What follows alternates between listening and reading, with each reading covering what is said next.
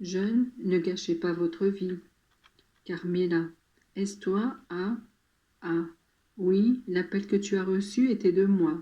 Je voudrais dire tant de choses à maman et à papa, et à tous ceux que j'aime. Je suis heureuse. Je suis en présence de Dieu, et vous ne pouvez imaginer comme est grand mon bonheur. Quel grand don m'a été fait que celui d'avoir été ôté du monde si jeune.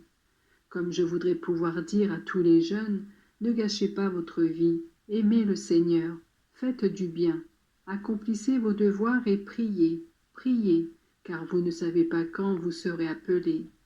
Papa, aie foi, tu es bon, mais si tu croyais davantage, tes œuvres auraient plus de valeur. Souviens-t'en. Maman, merci de ton souvenir constant. Moi je suis toujours près de toi, car c'est en Dieu que nous voyons et que nous aidons ceux qui nous sont chers. Et je te bénis. Que de grâce tu as obtenu par ta résignation. Maintenant tu remplis tes jours par le bien, et le Seigneur est content de toi. Continue à l'aimer et à m'aimer. Quel beau jour ce sera quand tous réunis, nous nous retrouverons pour ne plus jamais nous séparer. Non pas que pour moi il y ait maintenant une distance, mais pour toi, pour vous, car pour moi tout est beau. Je n'ai pas d'autre désir que celui d'aimer Dieu, et je n'ai pas d'autre devoir que celui de le prier pour que vous puissiez tous le rejoindre. Papa, maman, mes frères, je vous bénis, je vous aide et vous protège. Pour sauver les âmes. Carmela. Jésus, que puis-je faire pour sauver les âmes? Jésus, ma fille, les âmes, Dieu seul peut les sauver. Toi, tu peux m'aider, et la manière est très simple. Il y a un fil conducteur qui unit Dieu à l'âme, c'est la grâce. Quand une âme la possède, tout ce qu'elle accomplit devient divin, c'est-à-dire assume une valeur divine, car Dieu lui-même opère en cette âme. Il ne lui reste qu'à donner à ses actions des motifs suscités par l'amour et par le désir de procurer gloire à Dieu. Les âmes, en se sauvant, deviennent ses trophées, ses conquêtes, car en correspondant à ses désirs et en vivant comme il le leur a enseigné, elles parviennent au bonheur et à la gloire, et ne rendent pas inutile la passion et la mort du Fils de Dieu fait homme. Pour aider Dieu en cette œuvre admirable de salut, tu dois l'aimer, et par conséquent faire tienne aussi ses tendresses. Dieu aime les âmes comme il s'aime lui-même, car elles sont son souffle vital d'un amour qui est donc éternel et infini. Il les aime pour elles-mêmes, non pour son profit, et il ne désire que leur bien éternel.